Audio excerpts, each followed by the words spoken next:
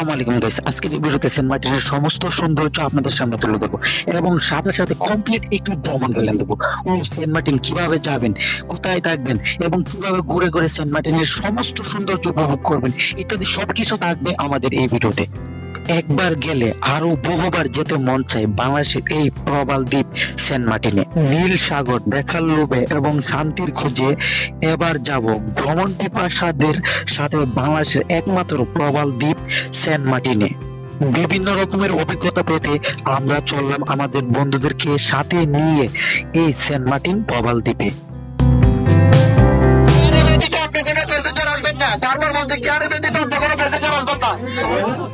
আমার দেহ গলি আমার দেহ গলি সন্তান জুড়ে সারা বাংলাদেশ।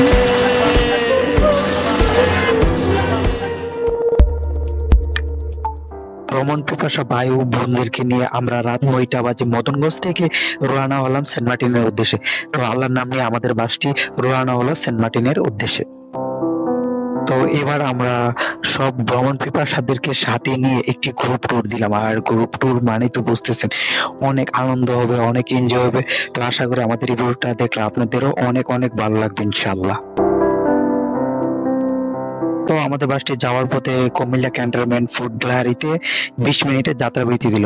তো আমরা সবাই ফ্রেশ হয়ে রাতের ডিনারটা কুমিল্লা ফুড গ্যালারি থেকে সেরে নিলাম। ফুড গ্যালারিতে খাবার মোটামুটি ভালো ছিল, তেমন ভালো না।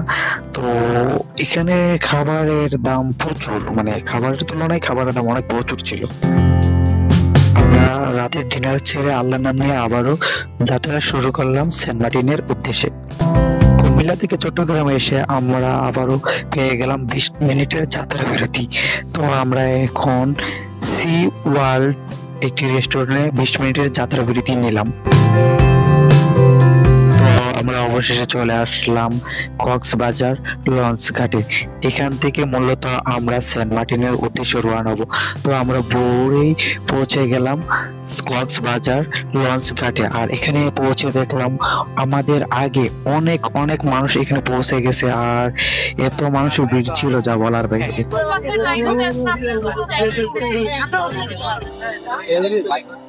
ভাই এই সময় বাইক ঢুকাইতেছেন? হ্যাঁ তাহলে তো ইয়েলো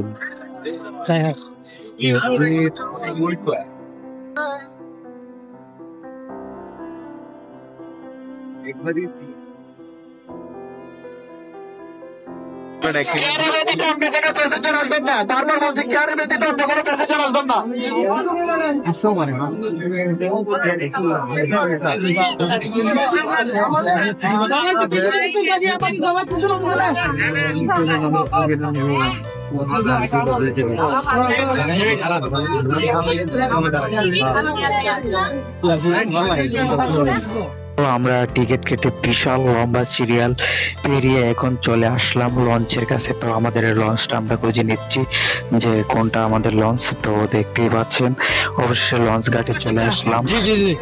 হ্যাঁ আমরা কি এই দিক দিয়ে ঢুকবো? না না না, ওইখান থেকে মনে হয় আমাদের অনেকেই ঢুকে গেছে এদিকে। ঢুকতেছে। আরে দাঁড়াও, ওয়েট করো, জিন্দাবাদ লে আসো তো যাও। আরে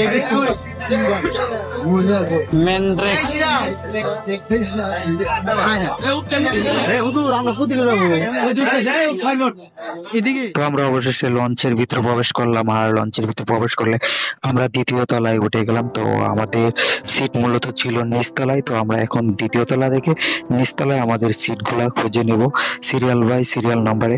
তো এখানে মানুষের ভিড় ছিল প্রচুর, যদিও সব সিট বুকিং হয়েছে, তারপরও স্ট্যান্ড টিকিট ওরা বিক্রি করছে। অনেক মানুষই আমাদের সাথে দাঁড়িয়ে গিয়েছিল।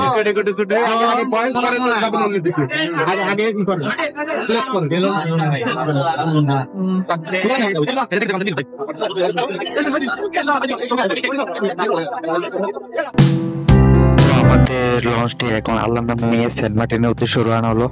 আর আমি জানালার পাশে দাঁড়িয়ে সেরকম একটা বাতাসের ফিল পাচ্ছিলাম। আর এখানে সবাই মানে জানালার পাশে দাঁড়িয়ে সাগরকে দেখছিল আর অন্যরকম একটা ফিল নিচ্ছিল। তো আমাদের সামনে আরেকটি লঞ্চ বারাউলিয়া আর আরেকটি লঞ্চ ছিল সামনে কর্ণফুলী।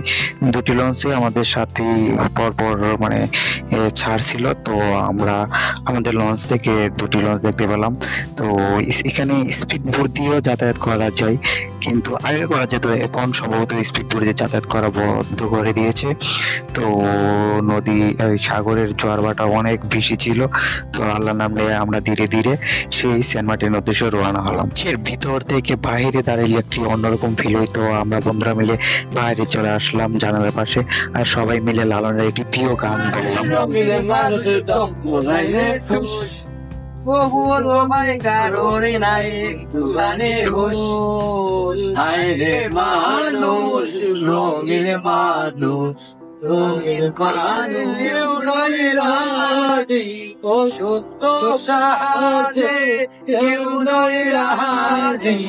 সবই দেখে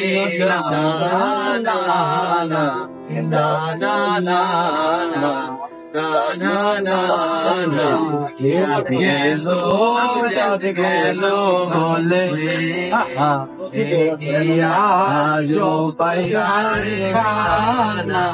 চাঁদ গেলো বলে আসবার কালে যাচ্ছিলে এসে তুমি কি জানলে আসবার কালে কি যাচ্ছিলে এসে তুমি কি জানলে কি যাবে বলে যাবার কালে কি যাবে যাবার কালে সে কথা ভেবে। তো অবশেষে আমাদের লঞ্চটি তেতনা পৌঁছে গেল। আর তেতনা পৌঁছে আমরা জানালার পাশে তো দেখতে পাচ্ছেন গানচিল পাখিকে চিপস দিছিলাম। অসাধারণ একটা ফিল হচ্ছিল। আর গানচিল পাখিগুলো আমাদের পিছনে পিছনে ছুটছিল, আর চিপস দিলেই ওরা চিপস মানে পুরোপুরি আমাদের হাত থেকে নিয়ে যেত। তো পাখিগুলা এখন চালাক হয়ে গেছে, যার কারণে এতটা কাছে ভিড়ে না মানুষে হয়তো আগে মানে ধমক দিত বা হাতটা ধরার চেষ্টা করতো, যার কারণে এখন আর আগের মতো মানে এত কাছে ভিড়ে না। তো তারপরেও মানে অস্থির একটা ফিল হচ্ছিল। কাঞ্চিল পাখিগুলো আমাদের কাছ থেকে চিপস নিচ্ছিল আর চিপস খাইতেছিল, আর আমরা ডিল মেরে চিপস দিতেছিলাম। তো পাখিগুলোকে চিপস দিতেছি আর পাখিগুলা এসে সেই চিপস গুলা খাইতেছে। তো জানালার পাশে দাঁড়িয়ে চিপস দেওয়াটার ফিল মানে অন্যরকম একটা ফিল হচ্ছিল। তো মাঝখানে দেখলাম কিছু জেলেরা মাছ ধরতেছে, তো দেখতেই পাচ্ছেন সে একটা নৌকা নিয়ে। তো আবারও আমি জানালার পাশে দাঁড়িয়ে সেই সাগরের গর্জন ফিল করছিলাম। অস্থির সাগর, 7 ঘন্টা লং জার্নি করতে অনেক বিরক্ত ফিল করছিলাম। তো বন্ধুরা মিলে আবারও লালন সঙ্গীত গাইলাম বারে এসে। তার ভিতর রং বেরঙের বানিশ করা দেখতে গলি কি সুন্দর, দেখতে গলি কি সুন্দর। গলি 14 তালা তার ভিতরে দুইটি নালা, দেহ গলি 14 তালা তার ভিতরে 10টি নালা, 9টি খোলা একটি বন্ধ, গোপন একটি তালায় আছে আমার দেহ গলি, আমার দেহ গলি সন্তান গলি পুণ্যেশ্বরী বানায় আছে আমার দেহ গলি। একখানে চাবি মাইরা একখানে চাবি মাইরা। তো অবশেষে 7 ঘন্টা লং জার্নি করার পরে আমাদের চোখের সামনে সেন্ট মার্টিন দ্বীপটি ভেসে উঠলো। তো আমরা লঞ্চের থেকে সেন্ট মার্টিন দ্বীপটি দেখলাম। তো অবশেষে আমরা আমাদের গন্তব্যস্থলে পৌঁছে গেলাম সেন্ট মার্টিনে। তো এখানে অনেক ভিড় ছিল মানুষের। তো আমরা এখন লঞ্চ থেকে নেমে আমাদের গন্তব্যস্থলে পৌঁছাবো। আর দেখতেই পাচ্ছেন এখানে প্রচুর মানুষ এবং প্রচুর পর্যটক এখানে আসছে। তো প্রতিদিন 2 থেকে 3 হাজার পর্যটক এখানে আসে। আগের মতো এখানে এত মানুষ প্রবেশ করতে দেয় না। তো আমরা এখন চেক পোস্টে চলে আসলাম, আমাদের টিকিট গুলো চেক হয়ে যাবে, তারপর আমরা আমাদের বাসার উদ্দেশ্যে রওনা হব। তো এখানে আমরা একটা বাসায় উঠবো। তো তো আমাদের বাসাটি হচ্ছে একটু ভিতরে।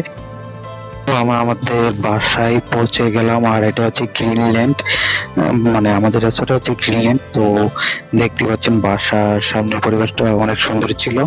তো এখানে আমাদের বাসাটা নিয়ে নিলাম, আর এখানে বিবি এর অর্ডার দেওয়া হয়।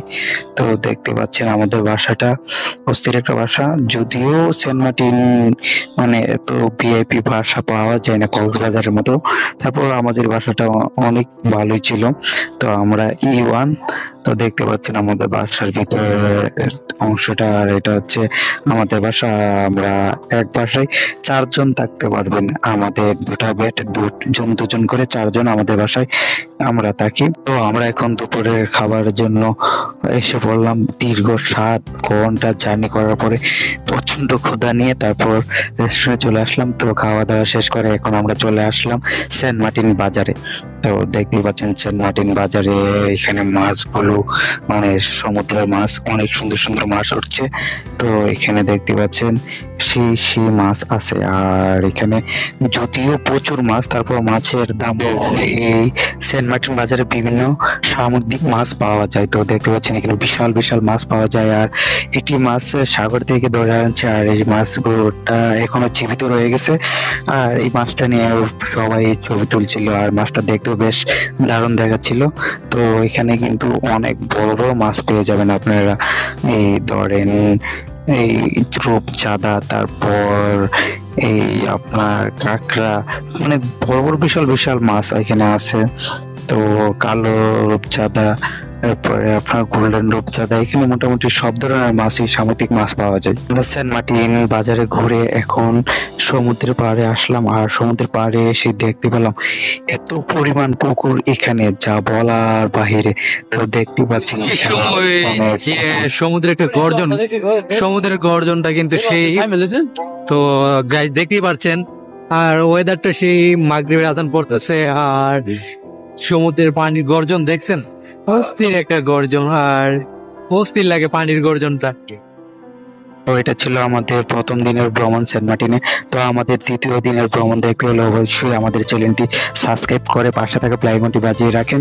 আশা করি পরবর্তীতে আমরা আরো ভালো কিছু দেখানোর চেষ্টা করব, এবং আমরা কি সেন্ট মার্টিনে থাকলাম, কি কি করলাম, কোথায় গেলাম ইত্যাদি আমাদের চ্যানেলে পেয়ে যাবেন।